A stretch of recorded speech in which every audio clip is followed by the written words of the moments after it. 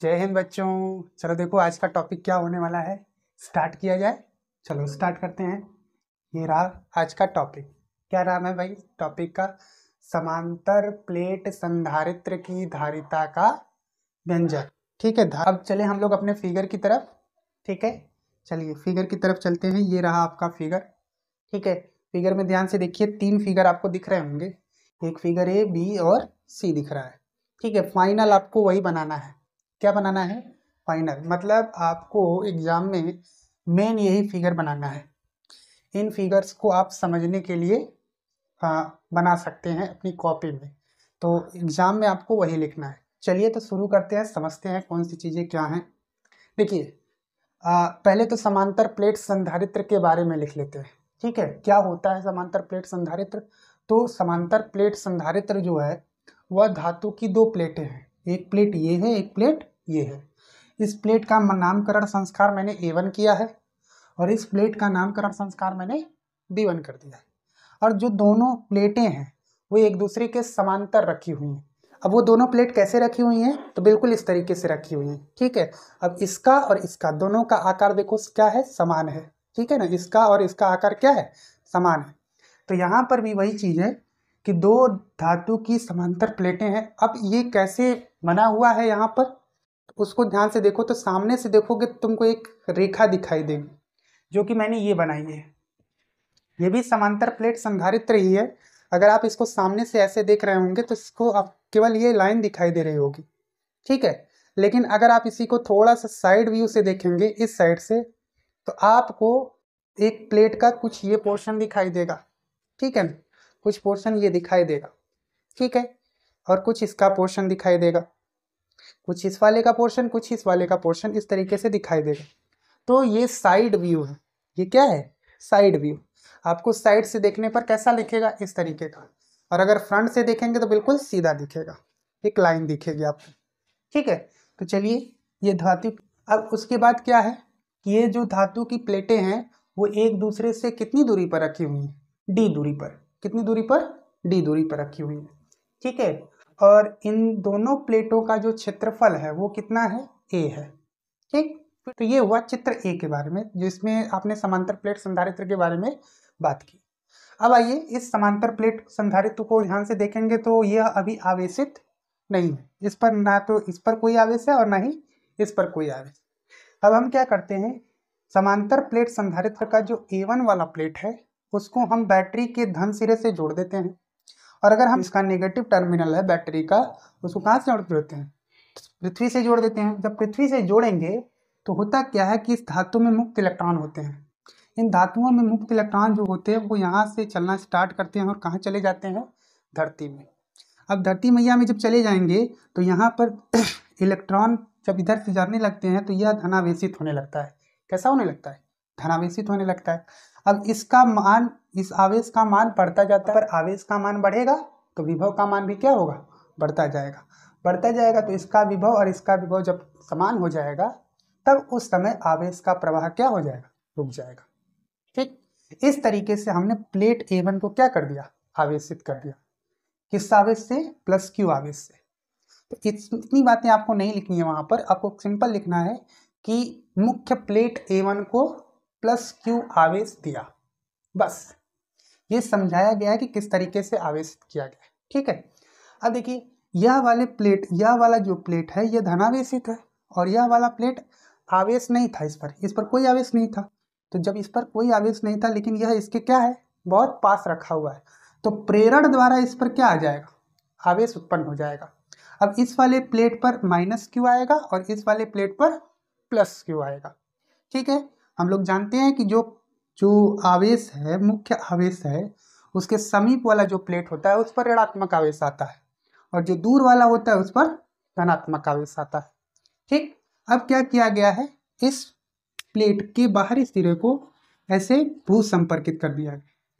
जब भू संपर्कित कर देंगे तो यहाँ वाला आवेश है, धनावेश है, वह क्या हो जाएगा? निरावेशित हो जाएगा। क्या हो जाएगा? यहाँ आवेश नहीं रह जाएगा। मतलब कहने का कि यहाँ से इलेक्ट्रॉन निकल करके इन आवेशों को क्या कर देंगे? निरावेशित। तो इस तरीके से यहाँ पर आवेश आपका शून्य हो जाएगा इस पृष्ठ पर। तो अब आप देखेंगे यह जो दो प्लेट थी A1 और A2, यह दो प्लेट का जो भीतरी वाला पृष्ठ है ना, एक धनावेशित हो जा रहा है और दूसरा क्या हो जा रहा है, ऋणावेशित हो जा रहा है।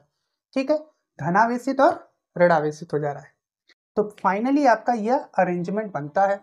अब इसमें ग्रीन ग्रीन आपको दिख रहा होगा, तो ग्रीन ग्रीन मैंने क्या बनाया है, ये मैंने वैद्युत बल रेखाओं की दिशा को दिखाया है, जो कि धन से कहाँ होती है, ऋण, धनावेश से ऋणावेश की ओर होती है। अब ध्यान से देखेंगे तो इस प्लेट के अंदर ये इतनी पोर्शन में आपको दिख रहा होगा कि ये सभी लाइंस कैसी हैं, समांतर हैं। अब जब भी समांतर वैद्युत बल रेखाएं होती हैं तो वहां पर जो वैद्युत बल वैद्युत क्षेत्र होता है वह एक समान होता है। ठीक है, मतलब नियतांक होता है, ऐसा कह सकते हैं, एक समान। जबकि किनारों पर क्या है, देखिए दूर थोड़ा मुड़ गई है, तो यहाँ पर वैद्युत क्षेत्र समान नहीं है, यहाँ पर वैद्युत क्षेत्र समान है। ठीक है, इसके अंदर आपका वैद्युत क्षेत्र समान है, जबकि किनारों पर वैद्युत क्षेत्र समान नहीं है। अब इसके अंदर वैद्युत क्षेत्र है कितना, इसके अंदर वैद्युत क्षेत्र की वैल्यू है कितनी, तो वो है E बराबर सिग्मा बटे K एप्सिलॉन नॉट। अच्छा, ये K क्या है, तो इस प्लेट के बीच में कोई परावैद्युत पदार्थ है। परावैद्युत पदार्थ का मतलब जैसे वायु हो सकता है, कांच हो सकता है, रबड़ हो सकता है, ये सभी आपके परावैद्युत पदार्थ है जो कि यहाँ भरे हुए हैं। ठीक है, इसमें से कोई एक भरा होगा, उसका परावैद्युतांक है ये, क्या है ये, परावैद्युतांक। तो इस तरीके से आपका ये हो गया ई का मान हो गया सिग्मा बटे K एप्सिलॉन नॉट। अब ये सिग्मा क्या है, तो सिग्मा है पृष्ठीय आवेश घनत्व, पृष्ठीय आवेश घनत्व। ठीक है, पृष्ठीय आवेश घनत्व। अब सिग्मा का मान होता है Q बटे A। Q क्या है, तो इस प्लेट पर आवेश है, यानी एक प्लेट पर आवेश कितना है वो है Q, और उस प्लेट का क्षेत्रफल कितना है A, यानी प्रति एकांक क्षेत्रफल में जो आवेश की मात्रा होती है उसी को बोलते हैं पृष्ठीय आवेश घनत्व। तो उस हिसाब से यहाँ पर E का मान कितना हो जाएगा, E का मान आपको दिख रहा होगा Q बटे A K एप्सिलॉन नॉट। बहुत आराम से E बराबर आपको क्या दिख रहा है, Q A K epsilon not. ठीक, अब यहाँ पर हम लोगों ने क्या निकाल लिया, वैद्युत क्षेत्र। ठीक, अब वैद्युत क्षेत्र निकाल लिया। अब हम मान लेते हैं कि इन दोनों प्लेटों के बीच का विभवांतर कितना है, V है। इन दोनों प्लेटों के बीच का विभवांतर कितना है, V है। ठीक, और इन दोनों प्लेटों के बीच की दूरी आपको पता ही है कितनी है, D। ठीक है ना, इन दोनों प्लेटों के बीच की दूरी कितनी है, D। ठीक, तो हम लोग एक फॉर्मूला जानते हैं, V बराबर E इंटू डी। सर ये कहाँ पढ़ा है आप लोग, प्रवणता में पढ़ा है, क्या पढ़ा है, E बराबर डेल्टा V बटे में डेल्टा R। अब ये डेल्टा V क्या है, तो मान लीजिए एक बिंदु ये है, एक बिंदु ये है, इसके बीच की दूरी आपकी डेल्टा R है, और इनके बीच का विभवांतर कितना है, डेल्टा V है। तो फॉर्मूला होता है, वैद्युत क्षेत्र का फॉर्मूला क्या होता है, डेल्टा V बटे डेल्टा R। अब देखिए इस पर्टिकुलर केस में क्या हो रहा है, इन सिरों के बीच का विभवांतर मैंने V माना है। ठीक है, इनके प्लेट के बीच की दूरी D है, तो वहीं से मैंने यहाँ लिखा है, क्या लिखा है, देखिए यहाँ पर मैंने क्या कर दिया, V की जगह डेल्टा V की जगह V लिखा, और इस डेल्टा R की जगह D लिख दिया, तो V इंटू डी। तो यहाँ से विभव का सूत्र आ गया E इंटू डी। अब E का मान यहाँ से उठा के रख देते हैं, तो V बराबर आपका क्या आ जाएगा, बताइए, V बराबर आपका आएगा E की वैल्यू Q बटे में A एप्सिलॉन नॉट K, ठीक है, इंटू डी। ठीक, अब देखिए विभव का मान आ गया, कितना आया, Q D A epsilon not K। अब देखिए आपका संधारित्र की धारिता क्या, सूत्र क्या होता है, C बराबर होता है Q बटे में V। C बराबर क्या होता है, Q बटे में V।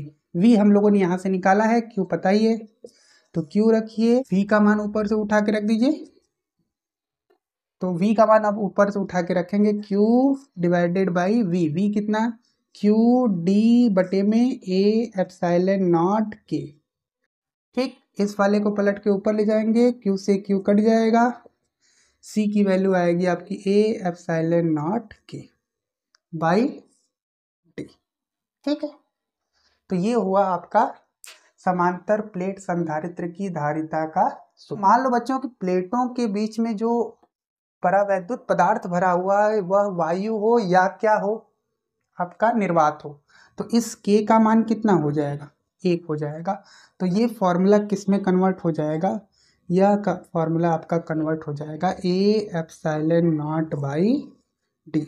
यह किसके लिए है भाई, वायु या निर्वात। ठीक है, वायु या निर्वात। ठीक, तो वायु या निर्वात के लिए A epsilon not by D, और कोई परावैद्युत पदार्थ रखा है तो C बराबर ए एप्सिलॉन नॉट के बाई डी। के क्या है, तो जो पदार्थ भरा हुआ है उसका परावैद्युतांक है। तो ये रहा बच्चों आपका समांतर प्लेट संधारित्र की धारिता का व्यंजक। ठीक, अब इसको एग्जाम में कैसे लिखना है, ठीक है, उस चीज को देख लेते हैं। चलिए इरेज कर दे पहले। अब देखो बच्चों एग्जाम में कैसे लिखना है उस चीज को देख लेते हैं। चले टेक्स्ट पर, ये रहा आपका एग्जाम में इस तरीके से आपको लिखना है। ठीक है, सबसे पहले क्या लिखेंगे आप, समांतर प्लेट संधारित्र के बारे में पहले लिखेंगे। क्या लिखेंगे कि समांतर प्लेट संधारित्र धातु की 2 प्लेटें होती हैं जो समान आकार की होती हैं। ठीक है, और वो एक दूसरे के क्या होती है, समांतर रखी होती है। ठीक है, अब इसमें से एक प्लेट A1 है, एक प्लेट B1 है। ठीक है, इनके बीच की दूरी कितनी होती है, D। ठीक है, तो उसके बाद बताया गया इसमें इसके प्लेटों के मध्य के परावैद्युतांक का पदार्थ रख दिया जाता है। ठीक, फिर क्या कहा गया कि प्लेट A1 यानी जो मुख्य प्लेट है A1, यानी जब हम उसको आवेश दे दिए हैं, जिस प्लेट को हम आवेश देंगे वह प्लेट आपका मुख्य प्लेट बन जाएगा। तो प्लेट A1 को हमने आवेश दिया था, तो हमारा मुख्य प्लेट क्या है, A1। ठीक है, तो जब हम मुख्य प्लेट A1 को आवेश देते हैं तो क्या हो जाता है भाई, प्रेरण के कारण प्लेट B1 पर ना, प्लेट B1 के भीतरी सतह पर -Q आवेश आ जाता है और बाहरी सतह पर +Q आवेश आ जाता है। फिर हम लोग क्या करते हैं, बाहरी सतह को भू संपर्कित कर देते हैं। जब भू संपर्कित कर देंगे तो बाहरी पृष्ठ है जो B1 का वह क्या हो जाएगा, निरावेशित हो जाएगा। ठीक है, जब वो निरावेशित हो जाएगा तो इस प्रकार से A1 और B1 का जो भीतरी सतह है वह क्रमशः क्या हो जाता है, +Q तथा -Q द्वारा, -Q आवेश द्वारा आवेशित हो जाता है। अब इसके कारण क्या होता है, प्लेटों के मध्य वैद्युत क्षेत्र उत्पन्न हो जाता है। वैद्युत क्षेत्र की वैल्यू होती कितनी है, तो होती है सिग्मा बटे के एप्सिलॉन नॉट। ठीक, वैद्युत क्षेत्र लिख लेंगे कि प्लेटों के मध्य वैद्युत क्षेत्र उत्पन्न हो जाता है, और वो वैद्युत क्षेत्र कितना उत्पन्न होता है, सिग्मा बटे के एप्सिलॉन नॉट। ठीक है, अच्छा सिग्मा क्या है, तो पृष्ठ आवेश घनत्व है। जो धातु की प्लेट है उस प्लेट पर उस प्लेट के एकांक क्षेत्रफल में कितना आवेश है, इसी को बोलते हैं पृष्ठीय आवेश घनत्व।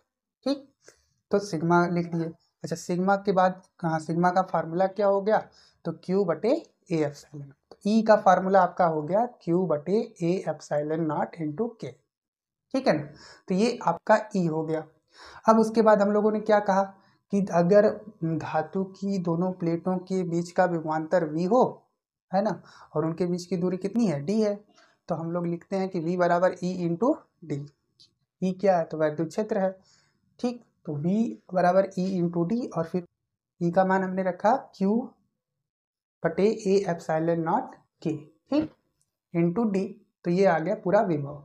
फिर उसके बाद हम लोगों ने संधारित्र की धारिता का सूत्र लिखा। क्या लिखा, C बराबर Q बाई V। फिर V की वैल्यू उठा करके रखा, काटा पीटा, तो हमको क्या मिल गया, फार्मूला मिल गया C बराबर के एप्सिलॉन नॉट ए बटे में डी, के एप्सिलॉन नॉट ए बटे में डी। ठीक है, तो ये रहा आपका समांतर प्लेट संधारित्र का सूत्र। ठीक है, तो चलिए आज के लिए इतना ही, मिलते हैं नेक्स्ट वीडियो में। Thank you.